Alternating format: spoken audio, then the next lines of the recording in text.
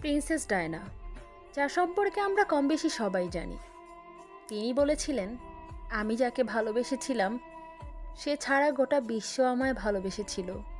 সৌন্দর্য, আভিজাত্য, ব্যক্তিত্ব, কোনো দিক দিয়ে তাকে পেছনে ফেলার মতো কেউ তার মৃত্যুর এত বছর পরেও আসেনি।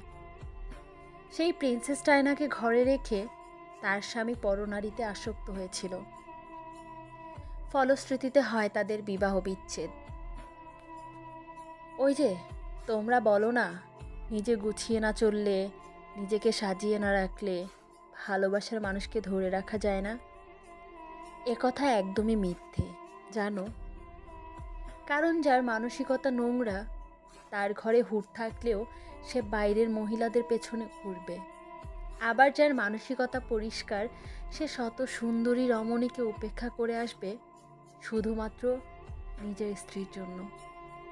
বেঈমানদের বেঈমানি করতে কারণ লাগে না, জানো।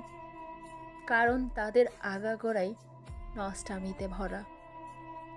তাদের থেকে ভালো কিছু আশা করাও বোকামি।